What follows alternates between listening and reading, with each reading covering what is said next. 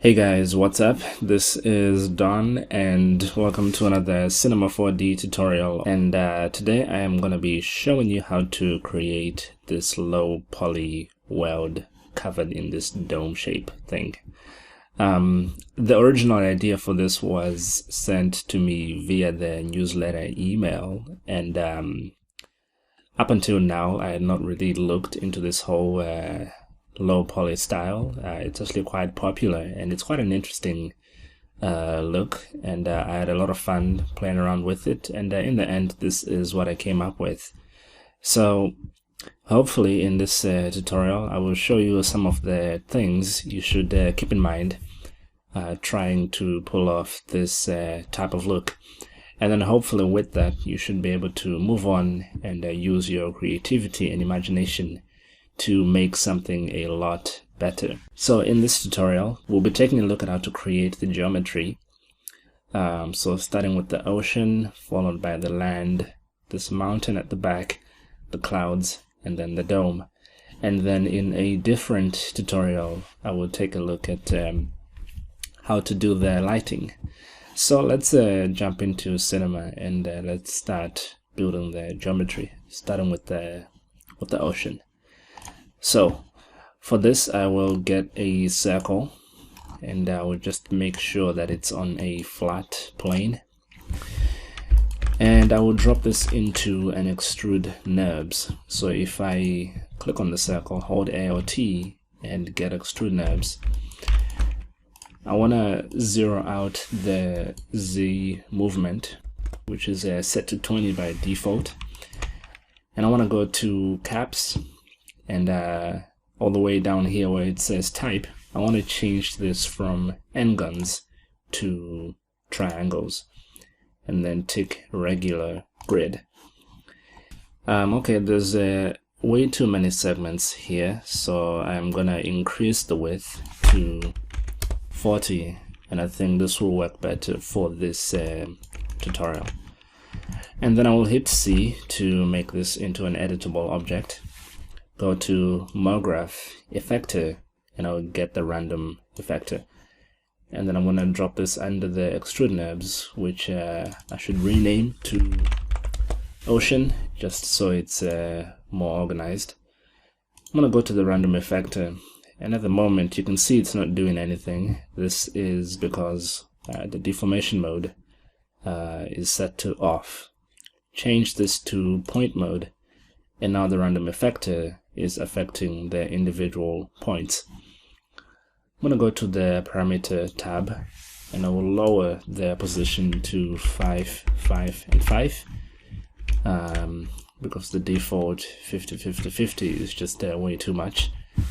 If I go back to ground shading, you can see the edges a little bit more random, but the surface still looks quite smooth, and this is because of the font tag.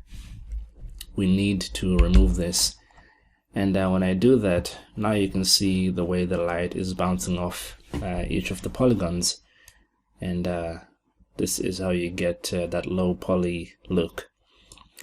Okay, we can create a basic material. Just give it a blue color, something like a light blue, and then just drop this onto our geometry, and this is going to be the color of the ocean. Next up we are going to make this land section, and I'm going to begin with the landscape object, and I'm just going to set the width to 400, which will bring it right to the edge of the ocean, and then also the Z depth to 400. There's too many segments, so I'm gonna lower that to 20 and 20, and maybe lower the height to 25. And then I'm gonna move this up and then move it toward the back, and maybe play around with the plateau level just so we can raise that up a little bit, not too much, maybe around 60%. And we can just adjust the position until we have something that looks okay. Maybe make it wider even. and I think this should be a good balance of the land compared to the ocean area. Now obviously this is overlapping over the edges, and I want it to be trimmed so that it fits this round shape. So what I'm gonna do is get a cylinder, give it a radius of 200, which is the same radius as the circle we used for the ocean geometry, and then I will get both of these and drop them into a bool tool like this. And if I just solo the bool tool, by the way, this is a plugin called Magic Solo. You should get it. It's very useful. I think I want A intersect B, and if that doesn't work right away, you just need to flip the order of your two objects. So now this is going to be cut around and trimmed around the edges, and will fit perfectly with the existing ocean. I'm going to hit C to make this whole thing editable, and the cylinder is still here, but it's not actually doing anything. I'm going to remove this and then just delete the bool tool null. I'm going to go to polygon mode, Control A to select all the polygons, right click, and let's triangulate. That was slightly off screen, but if you right click and go all the way down to the bottom, there is a triangulate command. So now we have this piece of geometry, and it's made up of these triangles, just like the geometry we used for the ocean. I'm gonna go to my original geometry and just copy this random effector and drop it underneath the landscape, and maybe just lower these numbers to maybe 3, 3, and 3, and remove the font tag so we can see the sharp edges like this. And we can create another basic material. Let's make this one green, maybe like a dark green color or something a bit more washed out. And let's drop this onto the landscape, and that looks great. If we go back to the preview image, we can see these little areas which are orange, and those are supposed to be like the beach next to the edge of the ocean. So for this, we don't need any new geometry. We just need a new texture, a new material, and let's make it like an orangish or like a washed out orange color, something like this. And I need to go to the landscape geometry and then just select some of these polygons which are next to the ocean. Just select them randomly around the scene, and drop the texture onto here, and this is what we have. Next up, we're going to create these mountains which are at the back, and we'll do this by getting another landscape object, and let's rename it right away. Let's call it mountain. And again, there's way too many segments. Let's go for 10 by 10. I'm gonna go back to modeling mode, and I'm just gonna bring this in, make it a lot smaller, and just bring it above everything and push it toward the back here. Can make it taller,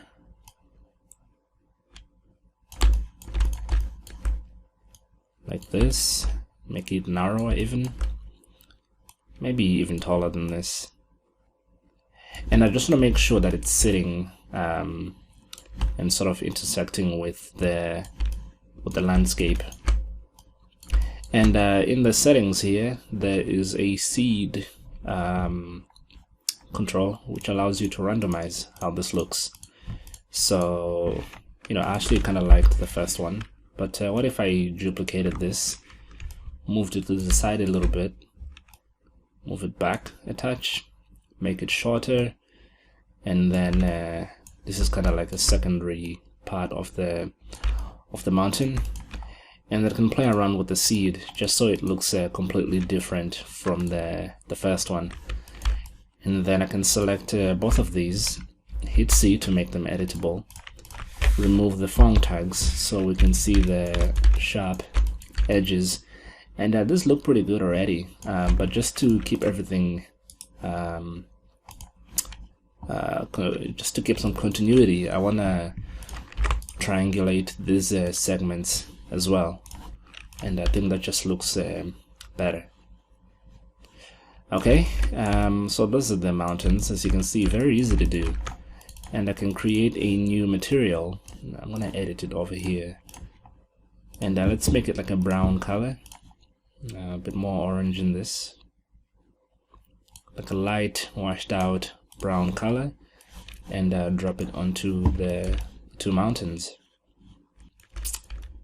And that's that. Next up is the two clouds in the sky, and the way I did this was first of all grab a sphere and lower the radius to maybe 25. I'm gonna solo this, and the number of segments maybe just 10. Drop this into a cloner object, set the mode to radial, just bring it in, go to MoGraph effector. Let's grab another random effector just to randomize the position a little bit, and we can play around with the settings. And I think maybe something like this looks okay. I can maybe lower the number of clones, and then I'll drag this whole thing into a metal ball object. I need to lower the number of subdivisions to maybe 15, and this basically joins all those spheres up, and this is kind of like how I made the geometry for the cloud. Okay, I'm going to unsolo this. Okay, this is way too big, so we need to make it editable. But before we do that, I need to match the editor subdivision with the render subdivision to 15, so that when I hit C to make this editable, the number of segments will remain the same. I can then just make it smaller, bring it up here, and position it somewhere above the mountain, maybe like here or so. I can press T to bring up the scale and just bring this down.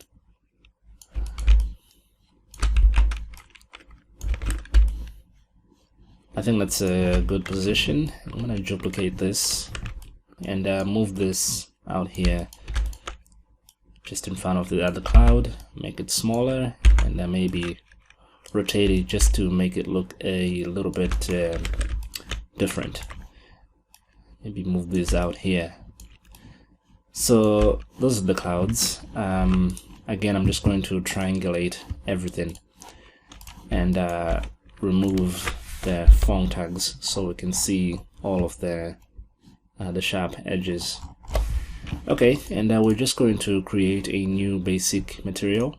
Let's make it white and drop this onto our two clouds.